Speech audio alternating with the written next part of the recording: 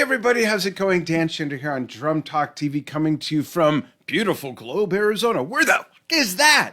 I live here and I don't even know. No, actually, we're like 100 miles east of Phoenix up in the mountains.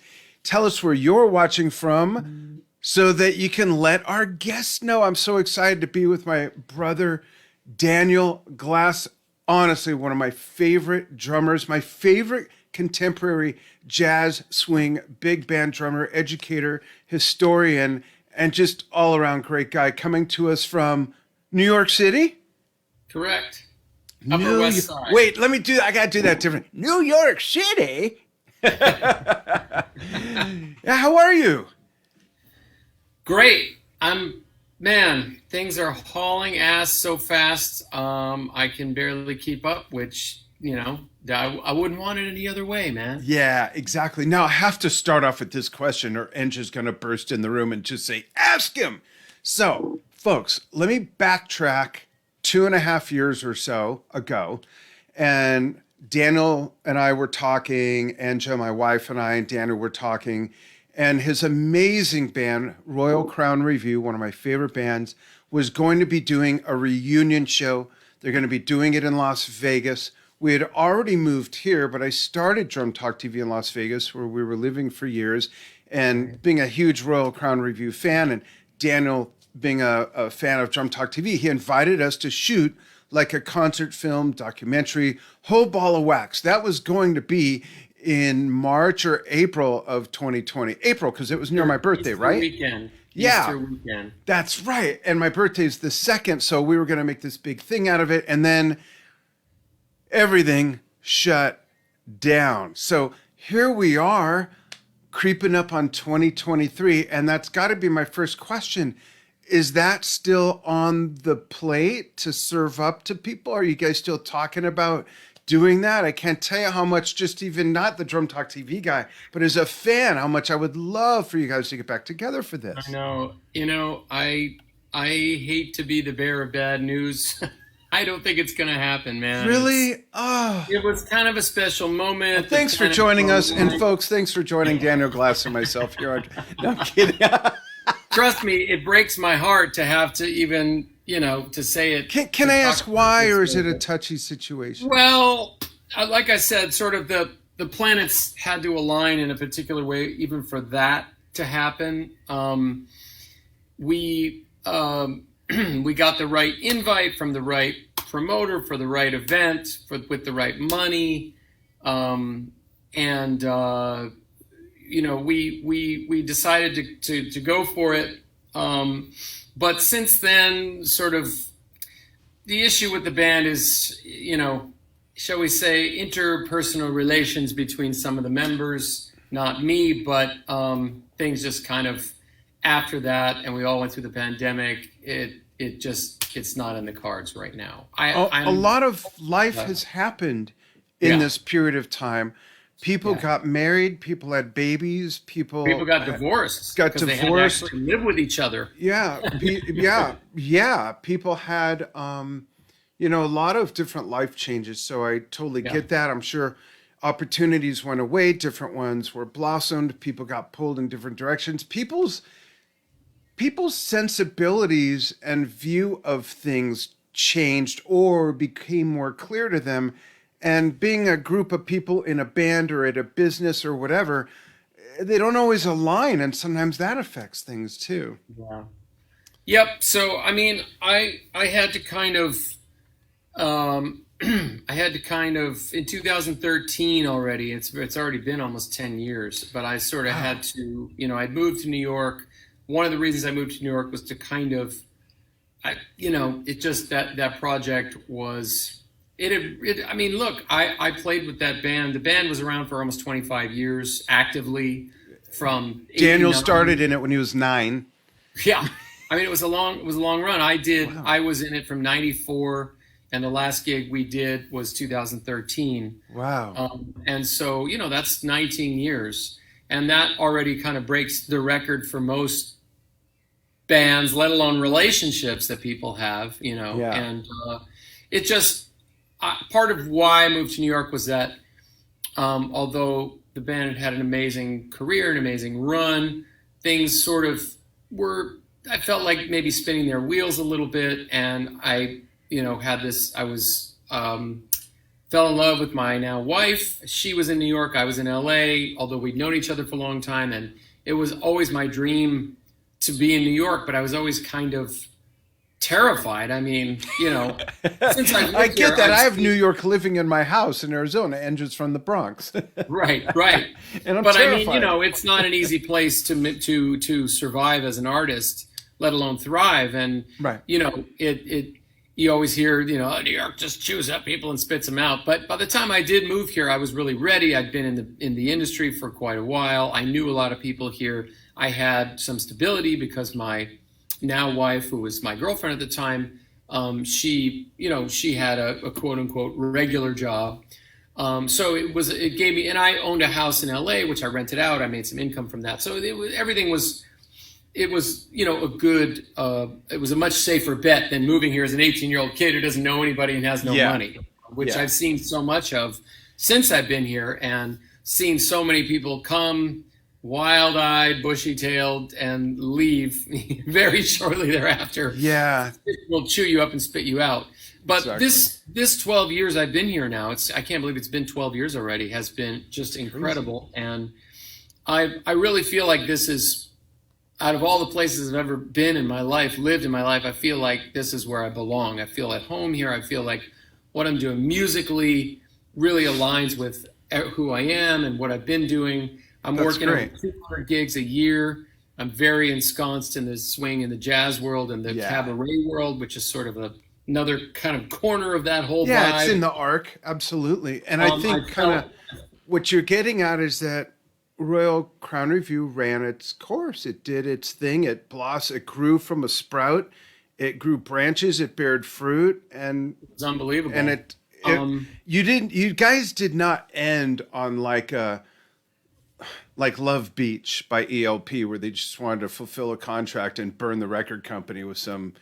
Sorry, Carl, but you know. Nice. I like that reference, and I've never even heard of the album Love Beach, but I'm gonna have to check it out. Yeah, and don't be mad at me when you do that you found out about me, but through it from me. But you guys went out, no pun intended, with a bang, and I don't know, and folks, hang in there. I'm going to play a couple of videos of Daniel with his new project. We're going to talk about his Masterclass. We're going to talk about European Jazz Fest, all kinds of great stuff. Drumming, of course. We're going to get to that in a second. But Daniel, do you remember, we've known each other almost 10 years now. I started Drum Talk TV January of 2013.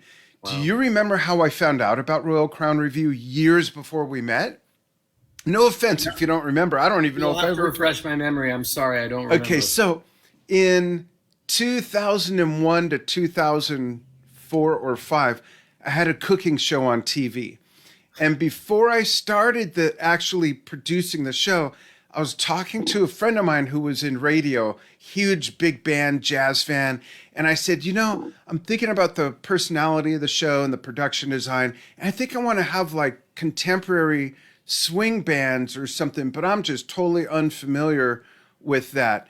Sorry, I got to back up. It was before that. It was 1998. I just happen to have it here. And I was making this CD, Danny Shinder and Friends, where I did swing big band versions of classic rock songs. Oh, okay. Yeah, that's what it was. And I was asking my friend, like, I need some contemporary influence. And he said, so go get Big Bad Voodoo Daddy and Cherry Poppin' Daddies. Listen to it, and then let's talk. So I went and got those. I listened to it, and he said, okay, so what do you think? I'm like, oh my God. I'm like, I can't believe I didn't know about all this, that, and the other thing. He says, okay, so now you got to hear what the real scene is like. He said, go get Royal Crown Revue live at the Mint.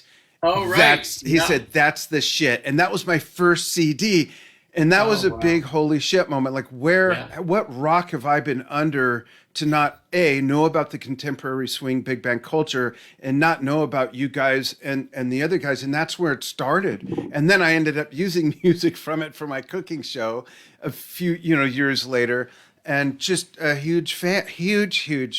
And I learned so much more about, like, you've seen me playing the stuff like the Contender and stuff from that album. And it's so much fun to play. For you rockers out there, all of that came from what Daniel was doing in Royal Crown Revue, which came from that style before it in the 40s, 50s, and 60s. That's where rock was really born. When you look at not just the obvious ones like Gene Krupa, Buddy Rich, but Papa Joe Jones, Max Roach, all those guys really were rockers if you put the music side by side and the technique and, you know, all that stuff. The idea, I think, was that, like, you know, styles like big band swing and bebop, they were youthful, rebellious styles. Right. In the same way that rock and roll would be in later years, and the way that, you know, over and over again, we see the new generation comes up with its style of music that sets it apart from the previous generation because they're rebelling, you know, as every generation of youth does. And so our idea was, you know, at the time that we were getting it all together, you know, people thought of swing music as something your grandmother would listen to, like, you know, old Benny Goodman, you know, or Glenn Miller, you know, things. Yeah. And people thought of it as very square and very uncool. And what we did was we kind of brought that youthful badassery back into it, that sense of you know, rebellion and super high energy, and you didn't know where the show was going to go. Very edgy. Yeah. And you know, we played it in a traditional way, but we also brought our own sensibilities to it. And what ended up happening in LA, where the band was based and where really the scene was born, is that a lot of punk rockers, you know, who'd been around in the 80s, and this was the late 80s and early 90s now, were kind of getting too old to be smashing themselves to bits in a mosh pit and didn't want to pierce their noses with safety pins or whatever anymore, or get beat up for having a mohawk. But they still had the same spirit of rebellion, the punk rock ethos. So they realized in LA that you could, you know, a lot of people had retired to Los Angeles from the mid-century. And so there was tons of like 40s and 50s clothing in the thrift stores that you could buy authentic stuff. And you could, you know, because LA's a desert and it's very dry, you could find old cars really cheaply. And all of a sudden people could like doll themselves up in that 40 and 50 style with authentic stuff. And there was so much stuff from the mid-century, you know, this is before the internet, before it all got sold to Japan or wherever, that you would go thrifting and you'd go to vintage stores. And so what we were doing fit well with that culture, that there was an underground culture that was ready to embrace that got it. And the you know, crossover with ska, perhaps? Yeah, there was a lot of underground scenes at that time. The ska scene, third wave ska, which also came out of punk rock. So bands like No Doubt, you know, and Real Big Fish and Goldfinger, all these bands that would eventually break it big were all fomenting at this time as well. Right. And there was a big rockabilly scene, and there was, you know, so this sort of swing scene, it was all sort of what we might say custom culture with K's, you know, custom culture. That was sort of what it was called. And in LA, there was just so much of it, and the scenes would sort of cross breed with each other. And in the end, like the retro swing thing became its own thing. The third wave ska thing became its own thing.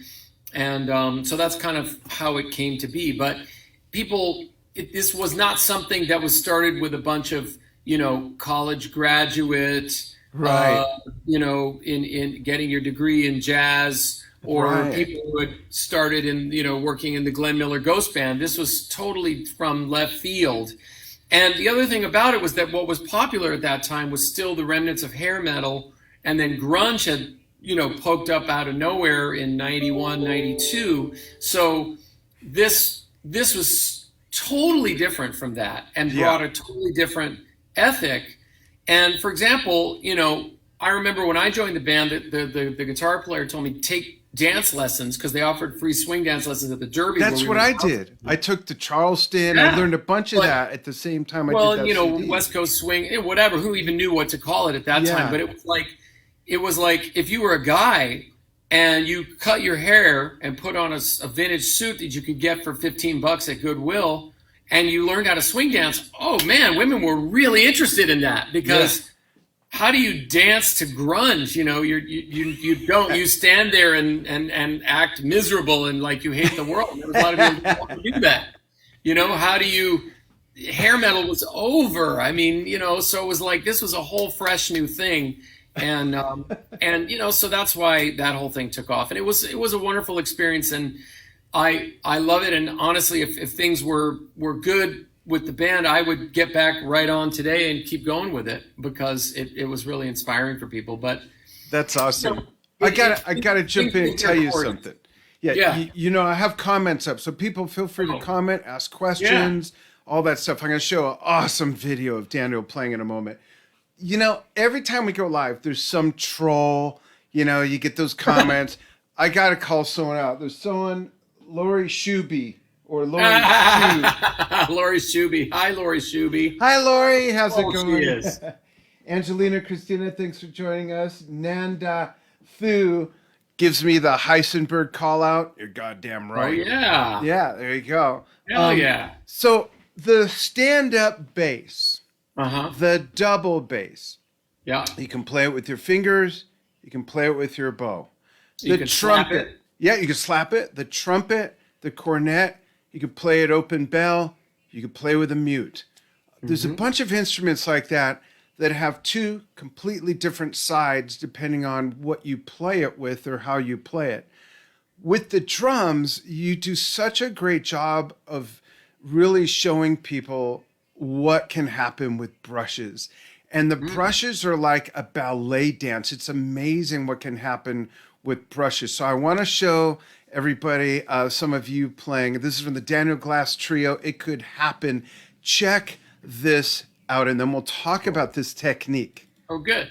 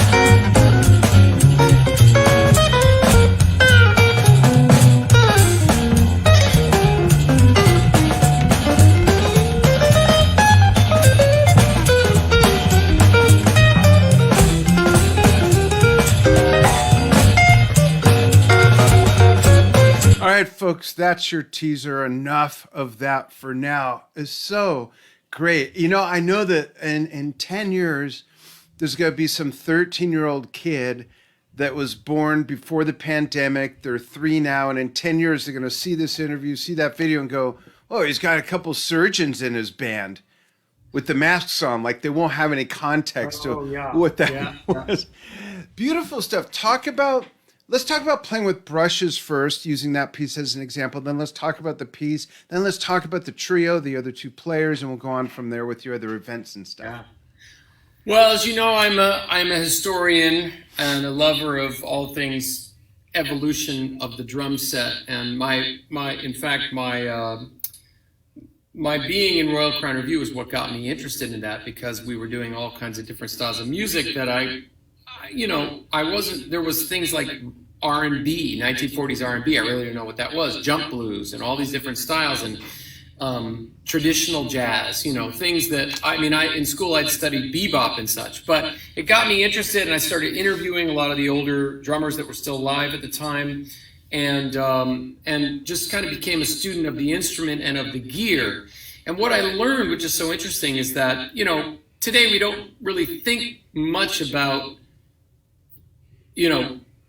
we sort of have amplification. Guitar and bass player can plug in. If you need to be louder, you can play your horn into a microphone or whatever. But at the time that brushes first came into being, there was no amplification. They didn't have guitar amps, and they didn't have PA systems, So if you were playing, but remember, the drums were the same as they are today, right? Bass drums were even bigger because they were big marching instruments in the earliest drum sets, and of course snare drums were loud. So you have like these other instruments you're talking about, and they were competing against very loud drums that were just as loud today as they are today. So drummers had to be inventive and come up with lots of different ways in order to still groove, keep the time. They'd have to swing, but they'd have to do it in a way that was, appropriate for the setting. Right. And obviously brushes were one of those things. And the first brushes, drum companies you didn't go buy a pair of Vic Firth brushes. Nobody made them. Nobody thought about it. They're retracting in the thing. Yeah. But what they did have were retractable fly swatters. Mm-hmm. And the reason they were retractable, there wasn't any rubber on the handles. This was before, this is the 1920s. Rubber, plastic, all that stuff didn't really come into being until like before World War II. So you would have a metal sheath and you would have wire bristles because there were no plastic. Remember, fly swatters we think of today as like a spatula looking thing. Yeah. But you didn't have that. So the way they would do it in order for you to get to that fly quick enough is they made these long metal wires that would work the same way. You could move quickly and get that fly. And then, of course, the wires would get bent very easily so you could retract them. So the design was there. And in fact, I have a patent drawing of a fly swatter from 1913 or something to show people that the thing exists. And they also, so drummers began to grab, we would call them found objects today, right? In the world of art, they would grab existing things and they would repurpose them, use them in a new way so that they could play more quietly. And there's another very famous picture at a club here in New York in Harlem that's called Minton's. Minton's is the place where bebop was literally invented in the early 1940s. And it was up in Harlem. Nobody was really paying attention to what was going on in Harlem at that time because it was the black neighborhood. Is it still there? It is. In fact, so Minton's was this club where people like Charlie Parker and Dizzy Gillespie and Thelonious Monk and drummers like Kenny Clark and Max Roach would come and just workshop a lot of their new ideas where there wasn't pressure for them to play for dancers or whatever. They could just have jam sessions, and in doing so, they really invented this new style called bebop. And there's a mural in Minton's that shows some jazz musicians. It's right behind the stage. You can find pictures of it. And I finally played at Minton's last year sometime. Oh, wow. About a year ago. And the mural is there still. But it shows a bunch of musicians jamming in a hotel room. And the drummer has two whisk brooms, like literally made out of straw. Little whisk brooms. And he's playing on a piece of newspaper. So you could see, these older ways that the original brushes were just from things that were around, and the drummer could figure out how to do that. So in any case, and you talked about mutes, and you talked about, what was the other example? The bow versus the bow playing. On the bass. So, in a time when everything was analog, and you didn't have a lot of the electronic stuff you had none of it, really, musicians came up with interesting ways to do interesting things with their instruments and created all these different kind of sonic palettes, we might say, and that were used in different styles of music. So certainly brushes was a sonic palette, and eventually it evolved into its own art form, which is what we hear today on a track like that, So interesting. I think Enja is here as my wife, folks, for those of you who don't know. I texted her to come into my office because she's familiar with Harlem. Her father was the first black travel agency owner in Harlem years ago. So she used to, spend time there and is huge knowledge of the jazz scene. That's her music. as well as the early days of hip hop, from the late 70s, early 80s. But her mom lived like a couple doors down in a building in New York from Thelonious Monk back in the day. Wow. I told that to Billy Cobham when we were doing one of his documentaries. Right. And the look he gave me was like, what do you say to that? Because he knew about Thelonious and his lifestyle and everything like that. Yeah. So I'll ask her to come in. Who knows if she'll see the text? No one pays attention to me. But I want to ask her if she's familiar with it, if she's been there. It's amazing that it's still there. What's interesting is Minton closed down for something like 20 years or more. It was just empty, or it was repurposed, had a different name, but they thankfully kept that mural. They preserved the mural. So it is the same building and everything, huh? It is the same building. It's the same space. And then about, I would say 10 years ago now, somebody properly said, let's do this the right way. And they rechristened it and they reopened it, same stage, same mural. I was so honored when I played there. And it's actually a beautiful supper club now, restaurant and bar. And it's great. It's amazing to be in that space, I mean, that's one of the great things about New York and being a historian. It's like I've gotten to play some, the fact that I play in Birdland every Monday, which is one of the world's most legendary jazz clubs. It's named after Charlie Parker. Yeah, who was one of the guys we were just talking about, really the pioneer of bebop and one of the greatest sax players ever to pick up the instrument. Yeah, and his nickname was Bird, after Yardbird, which is a euphemism for chicken. And there was a time when they went on the road when he was a young man, and this is very primitive. Of course, African Americans couldn't stay in most hotels, especially in the South and wherever. So they would stay with just folks, and friends or relatives or whatever. And there was a time where he was hungry and he was trying to run around and catch a live chicken so they could have it for dinner. And so he got this nickname, Yardbird. And that was shortened to Bird. And that's just what everybody called him, was Bird. And so he became so well known and famous as a sax player that in 1949 they created a club called Birdland. And that's named after him. So it was an active club from 49. He died in the mid-50s. And by 1964, of course, Beatlemania was coming in and jazz was really out commercially. Yeah. And so they closed the club in 64. But 20 years later, around 85, the current owner literally went to Charlie Parker's widow and got permission from her and from a lot of heavyweight jazz players who had worked with him to have the logo and to be the official one to restart the club. And a lot of those musicians played in the early days of Birdland. So it regained its glory. And then about 22 years ago or so, something like that, he moved the club to its current location, which is right in Times Square. It's at 44th and 8th. So, I feel so honored to be able to play in a place that has that history every week. I mean, like you can't even, like Steve Smith is playing there all this week with, they're doing a Coltrane project. Oh, cool. And, I mean, I've seen some of the greatest drummers in the world in that room. Yeah. Because everybody's played there. So the fact that I get to go in there every Monday night and do this little gig that I do is amazing. It's that's fantastic. Awesome. What a great way to honor great his thing legacy. about being in New York. He's just there's magic to this place. Yeah, I remember when Angie and I first started dating, she wanted to take me around to all the jazz clubs in Las Vegas. Guess what? By that time, this was mid-2008, we went to one, boarded up and closed. Yeah. Went to another, boarded up and closed. Went to another, it was something that she hadn't been to one in a couple years or something. They were all gone. Not one jazz club in Vegas, which is weird when you consider the roots of Vegas. Hello, Sammy Davis Jr., Frank Sinatra, Dean Martin, all those guys. No jazz clubs? That'd be like going to Hawaii. Yeah, we don't serve coconuts here anymore. You know what I mean? Right? Hula. Hula, what's that? What's that grass skirt? It's hip-hop dancing or nothing. That's right, in baggy jeans. Tell us about the surgeons in the band. So I lived in LA for almost 20 years. Is that right? I think so. And then, as I mentioned, I fell in love with my now wife, and I moved to New York in 2010, and and I've been here now for 12 years. So, how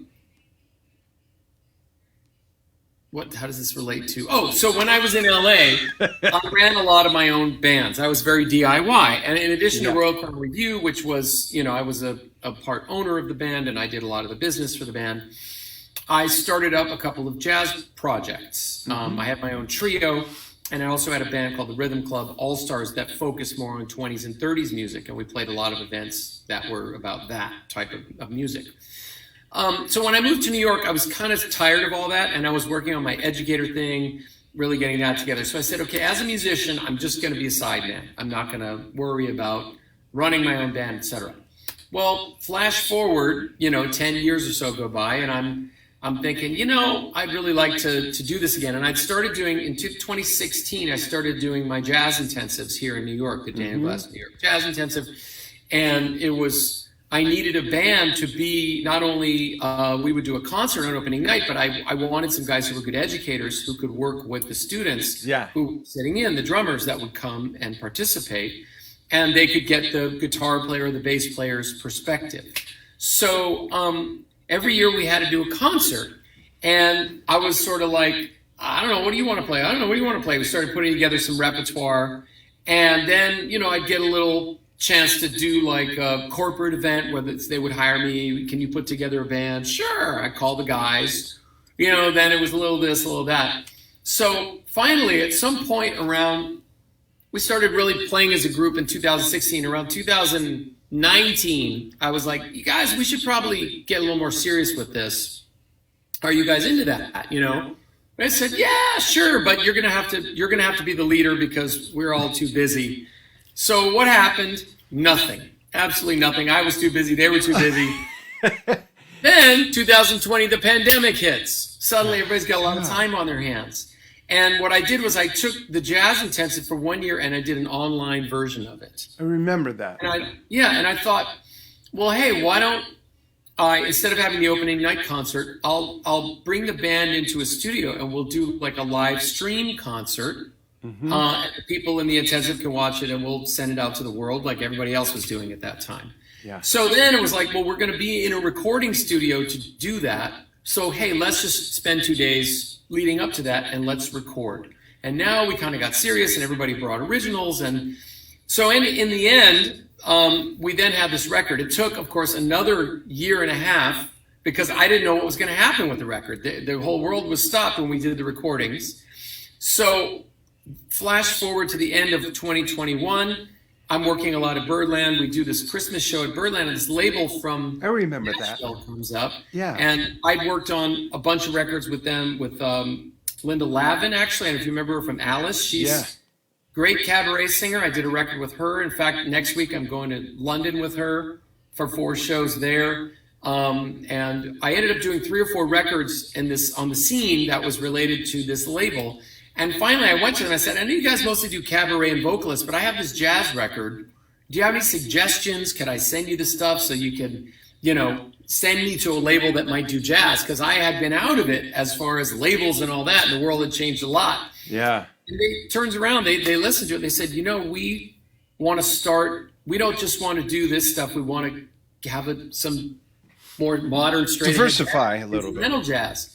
So do you want to be on the label? So I got signed to this label, whatever that means in the modern world. It's a little different than it used to mean. Right. But we have a label, and thus was born the Daniel Glass Trio. Our new record, which I should show everybody, is called Bam! And we had so much fun with this photo shoot. I just wanted to do something different. Typically, your jazz album is like somebody looking very cool with sunglasses and a room. That or uptight. Smoking, like the typical, I'm a serious jazz musician. I wanted to do something totally different because I feel like the music, which you just heard, is very joyful. Yeah. We have a lot of fun playing. We're like 3 little kids who just meet in a sandbox and they don't know what happened and what's coming. They're just in the moment, having the time of their lives. And that's the vibe with this group. Like we just go for it. Sometimes we crash and burn, but generally we're good enough musicians. So in the photo session, I was like, let's set up a white background, not a dark background. By the way, it was the middle of winter. It was 23 degrees outside. So I wanted something not winter, And I said, let's just do weird things with our instruments. So you can see the guitar is upside down. The bass player's kind of doing weird stuff. I started just going crazy with my drums and sticks. And when I saw this picture of me kicking, this is a composite, you know, so we put it together. But I just said, my nickname in Royal Crown Revue was Bam Bam. I'm a drummer. That's Bam. You know, let's just go for this record, Bam, and just this huge letters, Bam, across the top. Yeah, so it's great. I'm excited about it, and I think I'm hopeful that we've gotten a great response on it. We're getting airplay now in like 48 different markets across the U.S. So it's kind of daunting to run your own jazz band and try to get that happening on any kind of a level at any time in history, let alone today's world where the record industry or music business is so different. But I'm having fun. We have a gig on Friday night here in New York, and I'm bringing them to Germany with me for the second annual European Jazz Intensive. I now do a European version of the Jazz Intensive in Germany. So the two guys in the band, you asked who are the other surgeons, meaning that we wore masks during the shoot.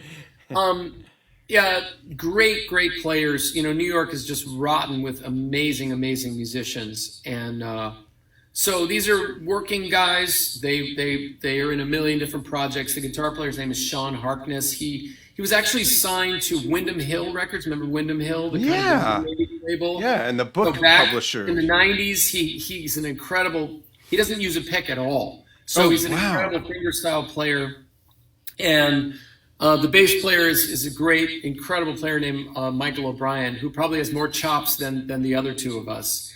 He's just interesting. He can just, you know.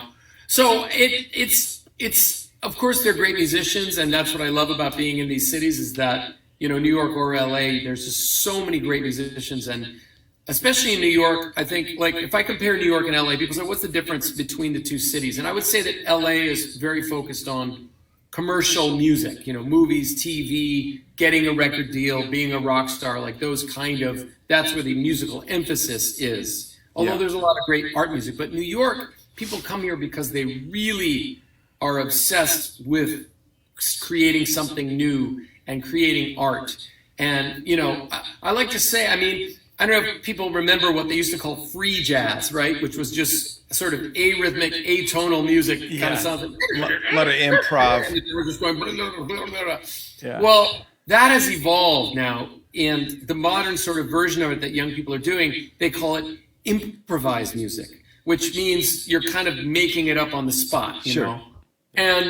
But there's like a huge scene of improvised music with guys making a living doing it, and gals, of course. But like in Brooklyn, you know, for example, that's an enormous world unto itself, and people are playing festivals and, you know, succeeding doing that, whereas you would think you'd never make a penny. But, you know, and there's all these different worlds. I work a lot in the cabaret world. There's incredible talent in the world of cabaret that, for example, I work with a singer named Marilyn May, who's 94 years old. Oh, I saw that. Yeah, she's been a professional since she was 11 years old. In the world of cabaret, she is an absolute legend. But if you don't know the world of cabaret, you've never heard of her. You know, but she was on the Johnny Carson show back when Johnny Carson was hosting the Tonight Show. She holds the record for singers, female singers, 76 times. Yeah, that's crazy. Ella Fitzgerald. She worked in Vegas with the Buddy Rich Band. She knew Buddy. Mel Lewis, the great drummer, is playing on all her albums on RCA Records. Wow. And, you know, I've been working with her for the last 10, 11 years. I don't do all her gigs, but we just came back from a 2-week run up in Provincetown, which is at the very tip of Cape Cod. We were ensconced there. We're every year, I think this is our 11th year, for a week or 2 weeks in the summertime. And she sells out the theater we're in every single night, you know. And 94? 94, That's and crazy. she kills it. She's amazing. And Love the aforementioned Linda Lavin, I mean, she's 83 now. Yeah. So she's a spring chicken compared to Marilyn, but, you know, she's also like, you would never, if you met her, you would never think 83. She doesn't look it, she doesn't act it. She's a cougar. Her husband is only around 65. So she's an amazing human. everybody knows her from Alice, the TV show, Yeah. which was kind of her most mainstream thing. But she's been at 1,000 Broadway plays and musicals. Right now, she's on a television show called Be Positive on network television. Oh, it's wow. a major sitcom on network TV. She's been in 1,000 movies. She's, it's just the woman works all the time. And people say, well, there's no world, if you're an older woman in the world of film and TV, there's no work for you. Well, don't tell that to Linda, because she's working up a storm, but she's also a great singer. And I did this cabaret record with her, and now I'm going to London with her for 4 days. So are you concerned about the language barrier in London? I'd be a little more concerned if it was Scotland. Oh yeah, Oh my God! Royal Crown Revue once did we did a long European tour, and we drove from London to Edinburgh, which is a 9-hour drive. It's a long ass drive. And we get up there and we're exhausted from driving all day, and we've been on the road. We're exhausted from touring. We've got to try to find our hotel. And we must have, this is before GPS. You couldn't understand anyone's directions. Couldn't understand the damn thing they were saying. It's like, you got to get the damn with a three. That was just like, okay, let's go ask somebody else. I'm sure that was productive. No clue, and they're speaking the same language. If anyone's watching from Scotland, please chime in, or anyone chime in if you have questions. I also had a student from Scotland, Aberdeen, Scotland, which is like way the hell in the north of Scotland, and he also was a soft-spoken guy, so he'd be like, I'd be like, it was a Skype student. I'd be like, what? Can you repeat? I had to ask him to repeat every other thing he said, but we got the job done. That's great. We got a little time left. Yes, checking the time. Talk about the thing you have coming up soonest, as this is being broadcast and archived on September 21st, 2022. You have something happening October 1st in London. Talk about that, and then let's talk about the European Jazz Festival. Yeah, so then we'll switch back to drumming. I'm going on a little fantastic European adventure, a 3-week trip, leaving this upcoming Monday. Does your wife go with you on these things? Well, funny you should ask. I try to include my wife as much as possible, because we've been to Egypt, we've been to Hungary. She's come with me on these trips. We've been to Russia back in 2019. We've been to Amsterdam. She's come with me on all kinds of things. So what's happening? As I said, 4 nights in London with Linda Lavin, and then I'm doing a masterclass, which is up on it's all on the gigs page. If you just go to danielglass.com/gigs. Okay. Simple. But I'm doing a masterclass at a guy. I've never met this guy in person. He just reached out when he found out I was going to be in London. He said, I've got a teaching studio. Do you want to do a masterclass? So Saturday, October 1st, 2022, a 2-hour masterclass in London. We're already pretty close to being sold out. I think we have room for three more people. So people can find out about that from the website. That'll take them to a link with all the information. And Steven's going to put in a note right now and pin it to the top where people can learn about all this stuff, the events, the new music, and everything. So Steve, go ahead and pop that in. Actually, if you go to danielglass.com/London with a lowercase L. For that event specifically, information about the clinic. Right. Then I'm flying, that's the first. The second, I'm going south of London to a place called Farnham, where another student of mine runs a jazz night, and I'm going to be a special guest with. There's a small city in that area southwest of London called Guildford, and they have like a jazz society. So it's their jazz all stars, and I'll be playing a jazz gig with them. Have you ever showed up at one of these things and they don't have a left-handed kit on hand? Yeah, I know. It's problematic. Trust me. I have a story about that. I have a question about it, actually. Yesterday, in fact. Oh, tell yours, and then I have a question about that whole thing. Well, but let me finish about the dates, and then we'll move on. Absolutely. Then my wife is going to come out. We're meeting October 3rd in Munich for the last day of Oktoberfest. And we're going to be at the official Oktoberfest for 1 day. It's about all I probably will be able to handle, because I'm too old to drink that much beer anymore. But I'm going to try. And then we're going to get in a car and we're going to drive around Germany and Austria, go to Salzburg and the Black Forest. And we're we're gonna visit the Chitty Chitty Bang Bang Castle. Whoa. Which, I'm old enough to remember what that is. This incredible castle. Yeah. And Sound of Music stuff in Salzburg. And we're going to have a great 11 days. We're actually going to take a real vacation. It's not like, hey, honey, I got a gig.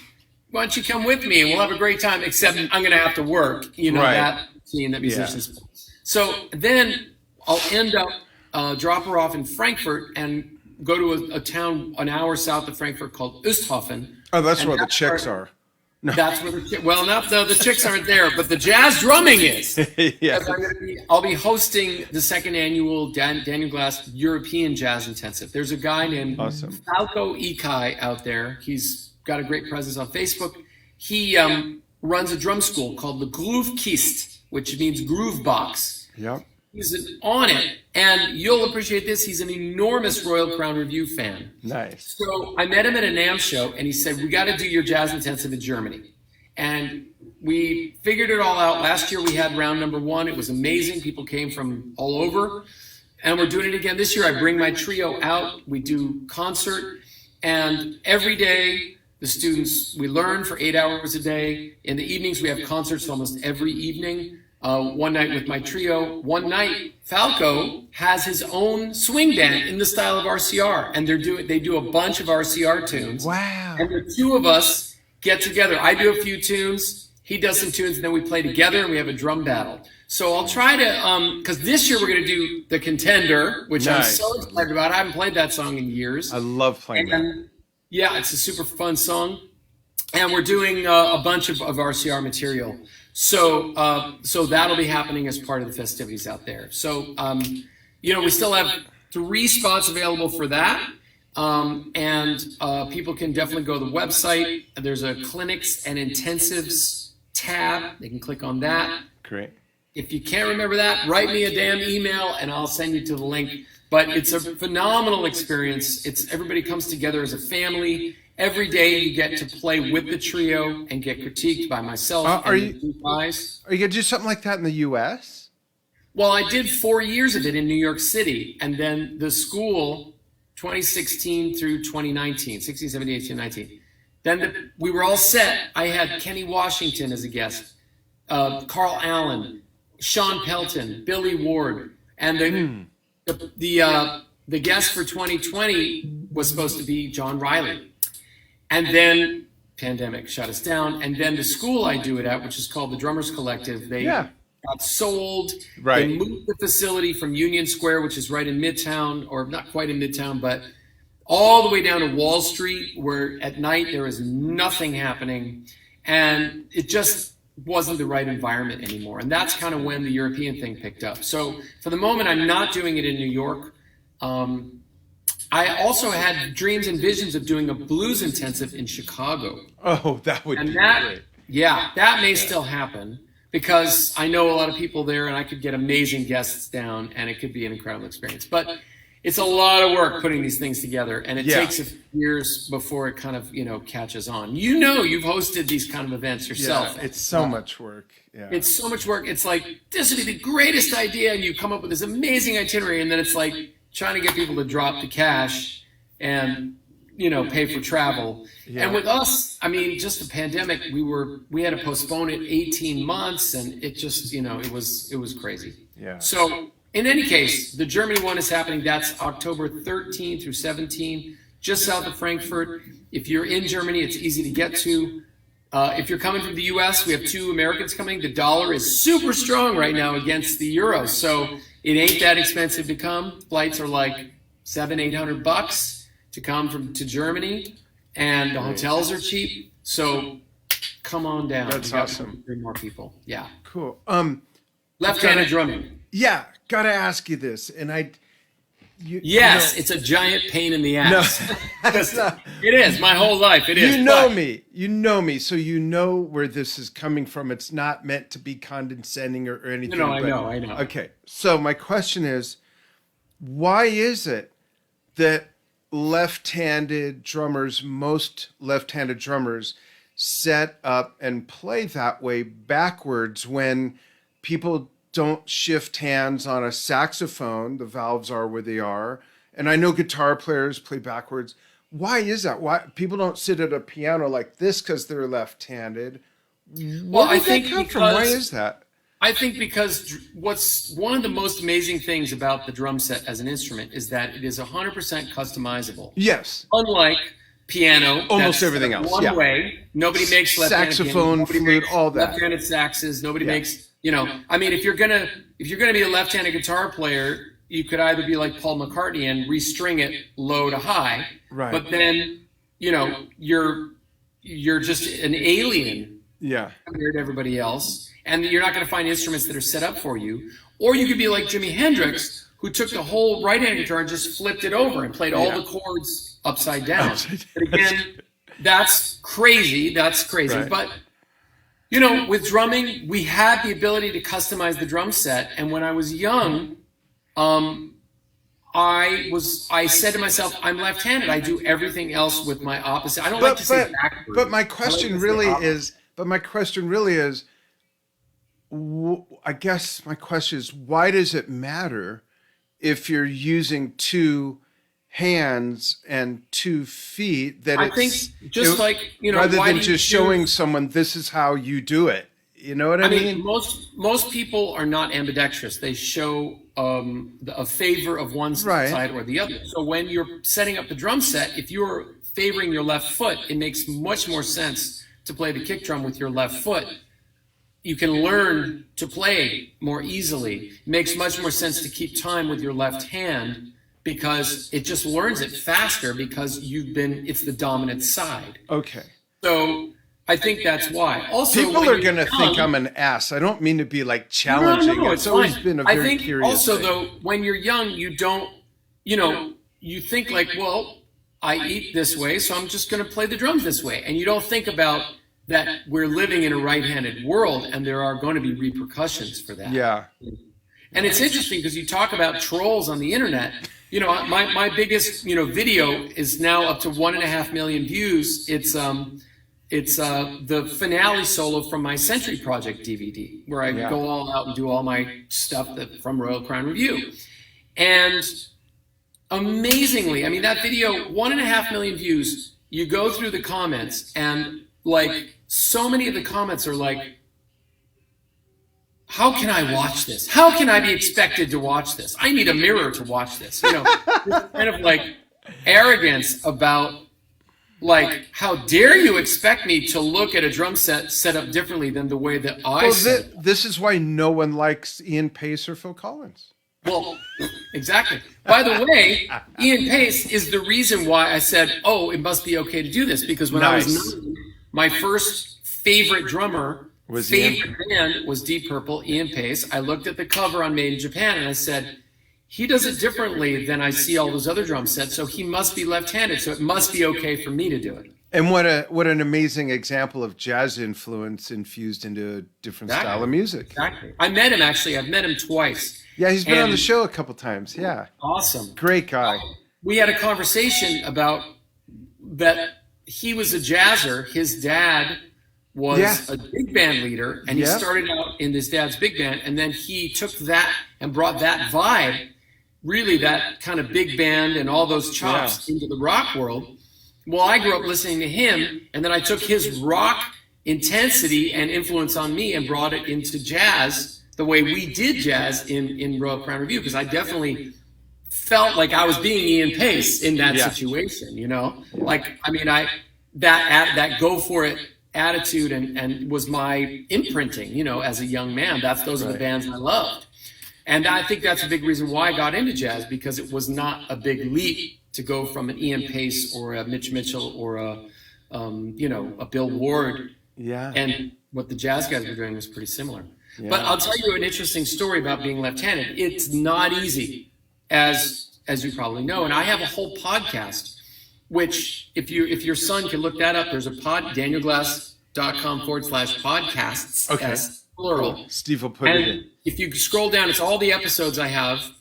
On Drummer's Resource, I had a show for quite a long time, and now I'm just too busy to keep it up. But and the show is called For Right-Handed Drummers Only. And the reason I called it that is because I wanted right-handed drummers to listen to it, and because the world is like, it's sort of like, and not to get too political, but like white privilege, right? So during the Black Lives Matter protest, there was a lot of talk about what white privilege is. And I mean, you're married to an African American woman, so I'm sure this was brought to your attention very early on in your relationship that as white people, you know, we don't experience a certain level of discrimination that black people experience every day of their lives, or that is always around them. So we just were like cruising through life. Hey, what's a big deal?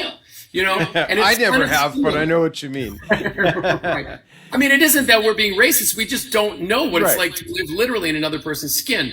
So right-handed drummers, it's the same way. They have no idea what it's like, what lefties go through. Yeah. And they often just look at a lefty and go, why would you do that? And why are you so weird? And why do you expect me to watch you? Yeah. And it's my favorite quote about that. And I talk all about this in the podcast. And there's actually a lot of interesting information. I go through the history of left-handed drummers going back to the 20s and all that kind of stuff. But my favorite quote is that people, you know, when you talk about the legendary dancers, Fred Astaire and Ginger Rogers, right? They were a team. And everybody says, man, they were so amazing. Fred Astaire, one of the greatest of all time. Except, yeah, Ginger Rogers did everything that Fred Astaire did, but backwards. Yeah. Heels. And in heels. Yeah. Now, I don't know if you know this, but Enja is a Fred Astaire connoisseur. She knows every movie by heart, every piece of his music. She's the one that showed me the movie where he's playing the drums. It's got the two low boys on each side, and he's dancing. Spectacular scene. Hey, and he was a drummer. He was an amateur drummer. Absolutely. So that's why he wanted to bring that in. And Sammy Davis Jr., great dancer, also a drummer. Yeah. So Johnny Carson. Yeah. Great drummer. Mel Torme. Great drummer. Oh, yeah. But the thing is, you know, it's like when you're a lefty, you kind of take on these challenges without really realizing it, and then you have to deal with them. And I have to say, in New York, it's tough because when I first got to town, I wanted to start subbing on Broadway shows. And we have literally about a minute left. Okay, I'm going to go super fast. Okay, I started subbing on Broadway. I wanted to sub on Broadway. Couldn't do it because I was a lefty. They basically, no one ever called me even to learn the book. Just yesterday, I sidelined on an episode of The Marvelous Mrs. Maisel. Oh, wow. We love that show. 14 hours, and I was doing what's called sidelining, which is the music's already recorded, but you're in the band and you're playing along. Well, guess what? What kind of drum set do you think they have for you to play along on? Right-handed. So I had to sideline on a right-handed kit and figure out everything I was going to do so it looked natural. So it looks, Oh, I can't wait to see that. We're huge fans of that show. Now, the new season 5, episode 8, I'm in it. Okay, 58, easy to remember. 2 years ago in my age. Okay, and so real quick, it's time for the Daniel Glass Fun Fact Rapid Fire Q&A. Here we go, and I'm watching the clock. I could squeeze maybe another minute in. Okay, so ready? Yeah. Okay, and folks, go ahead and chime in, ask questions, even if it's on the archive. Daniel's going to have access to that, to this. Cool. Yeah. Your favorite beverage in any situation. It doesn't have to be fun beverage, just favorite beverage.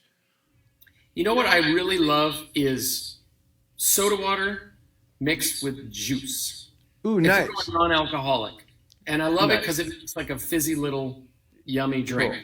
Favorite alcohol, I am a Moscow Mule fan. Oh, I love Moscow Mules, but I'm not supposed to drink ginger beer. People put ginger ale. Ginger beer. Ginger beer. Cool. Yeah. Favorite meal. And I'm going to squeeze as many of these in as possible. Favorite meal. I mean, these days, I just love some protein, some rice, and a bunch of salad. Simple and clean. Cool. I don't like a lot of heavy stuff. Great. You've traveled so much. What's the one destination on your bucket list, not necessarily to play, but to go to that you've never been to, other than our new house that we've been here for 6 years? Well, that is certainly at the top of the list. After your new house, West Africa, where all of the drumming that made it to America came from. And I may be going because my jazz trio has a connection to the U.S. government, and they send bands out all over the world as ambassadors. And our bass player just went to Africa for 10 days, and it's looking like we're going to be able to do that. So hopefully in 2023, we'll go as cultural ambassadors, play a bunch of gigs, interface with all the locals. Great. We got 30 seconds. 30 seconds. Okay. Quick answers. Favorite movie? This is Spinal Tap. Favorite TV show? They're making another one, by the way. Favorite TV show? Prisoner. Favorite Obscure show from the cartoon? 60s. Favorite cartoon character? Other than the Drum Talk TV guy. Oh, nice. The favorite thing your mother ever cooked? She made an amazing apple crumble. Favorite thing your father ever cooked? Teriyaki chicken. Badass. Ooh, wow, that sounds great. Daniel, thank you so much for joining us, taking time to go over everything. We're going to bounce. Thanks, folks. Stay on the line with me. And, folks, thanks for following what we do here on Drum Talk TV. See you again soon.